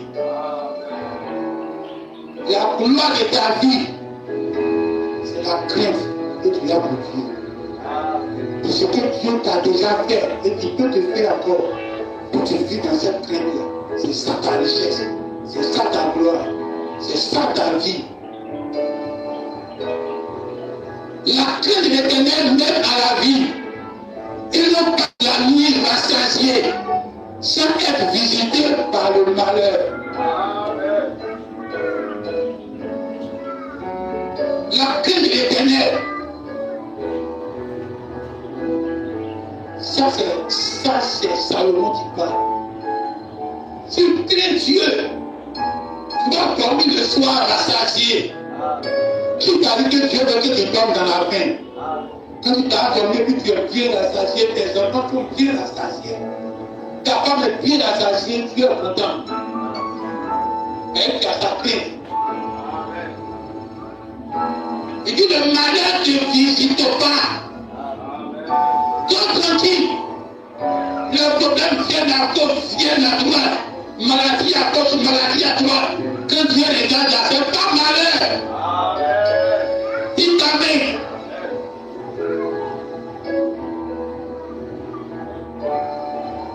Aujourd'hui, à mon fils qui est malade, ma femme aussi. Mais quand Dieu lui regarde, c'est pas malheur.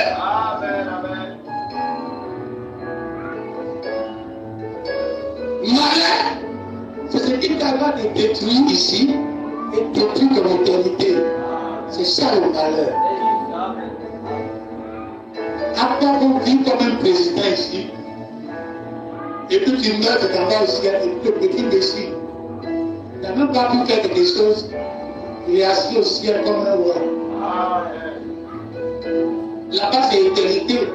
Ici tu as été président combien d'années? Le président de Côte d'Ivoire qui a clôturé le pouvoir, c'est combien? 30 ans. 30 ans.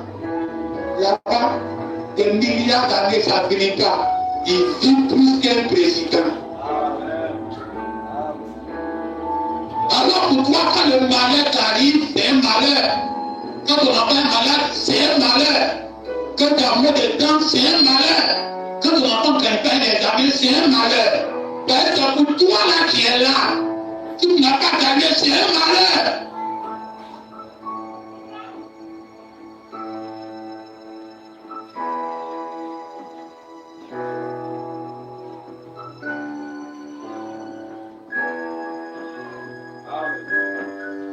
Heureux l'homme qui est continuellement dans la crainte.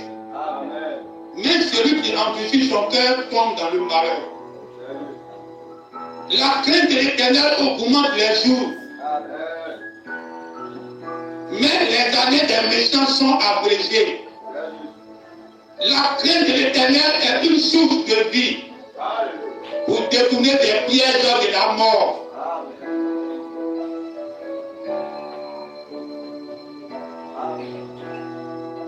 Détourner les pièges de la mort. La crainte de l'Éternel. Si tu crains Dieu, dans la parole que tu as procurée sur ton frère, sur ta soeur, tu ne vas pas le faire. Ce sont des pièges de la mort. Ici à l'église, dans le Saint-Esprit du tabernacle dans les champs, si tu crains Dieu, tu ne peux pas parler en mal de quelqu'un. C'est un piège. Si tu n'as pas la crainte, c'est un piège pour ta vie.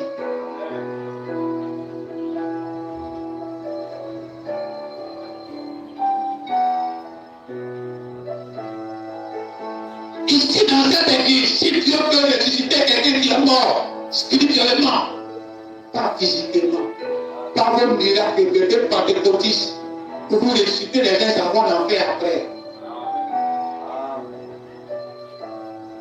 Mais une dédication de quelqu'un qui est mort spirituellement et que Dieu peut le ramener à la vie pour être dans l'éternité.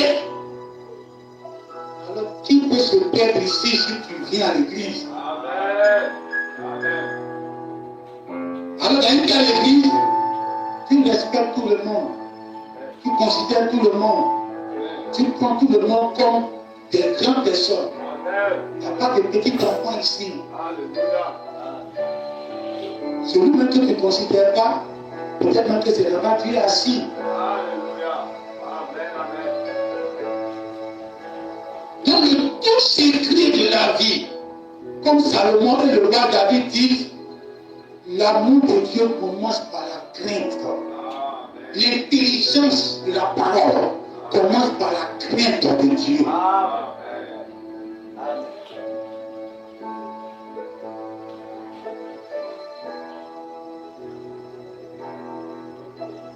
La crainte de l'Éternel enseigne la sagesse.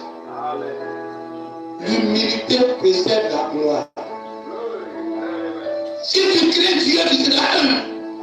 Tu dois vivre dans l'humilité.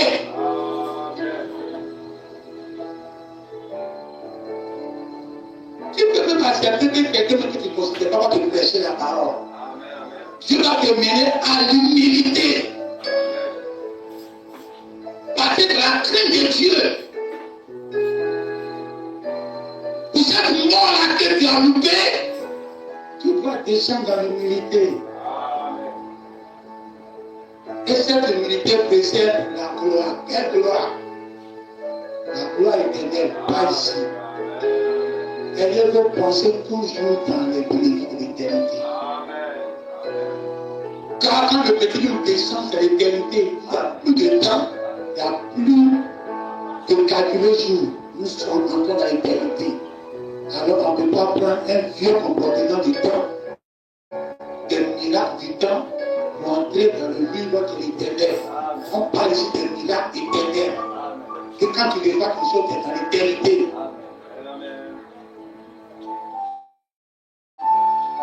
Alors commence à bénir Dieu pour ta vie. Parce que Dieu a mis ça pour qu'il tu aies sa crainte. Bénis ça. Marcher des gardiens pour ici. Bénis ça. C'est ça qui fait que les deux peuvent aller dans les grandes églises. Et puis quand tu viens ici, c'est cette crainte-là. Quand Dieu a mis ça, tu considères Dieu. Tu ne cherches pas Dieu dans les grandes choses, mais dans les petites choses. Là où les yeux.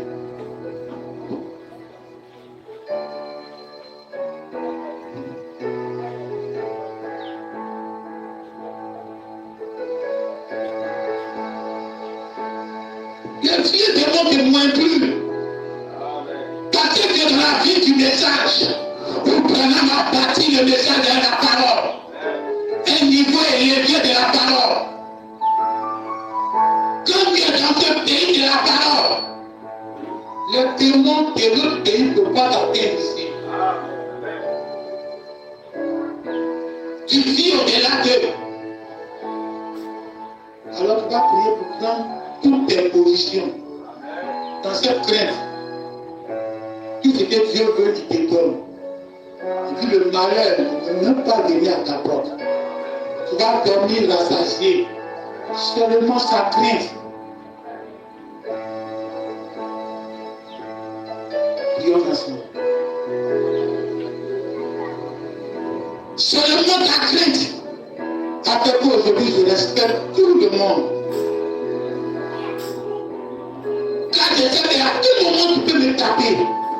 À tout moment, tu peux m'éliminer. Alors, je vis dans la crainte de Dieu. À tout moment, Dieu peut refaire ce qu'il a déjà fait. Il s'en fout. Alors, je vis dans sa crainte.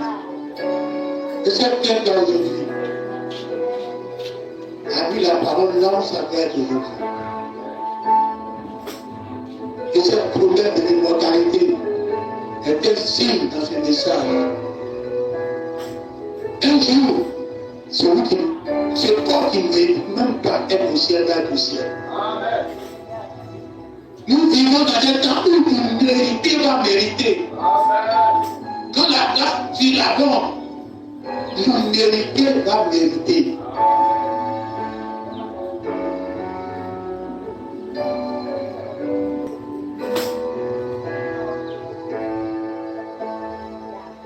Alors Dieu te donne la vie éternelle. Dieu te donne l'immortalité. Dieu te donne son don, qui est sa vie, dans ton foyer, dans tout ce que tu fais.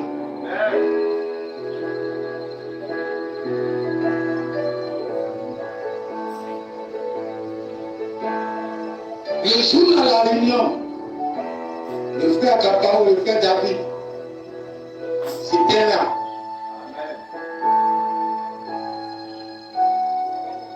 Le modérateur m'avait dit, que la guerre l'a forcé. Même mes chats, tout ça va bien. Il a dit, pour eux, ça va forcer. C'est pas les concerner. Mais comme je déplace toujours avec ma femme, alors si ma femme physique ne peut pas se déplacer, ma femme spirituelle va être là. Pour que ce que je vis, ce que j'entends, ce que je vois, on puisse voir ça ensemble, entendre ça ensemble. C'est pour ça qu'ils seront là. Ils ne sont pas obligés. Et ce jour-là, j'étais là. Le portable sonnait sur le manquet. Il dit, tu vas perdre ton portable maintenant. Mais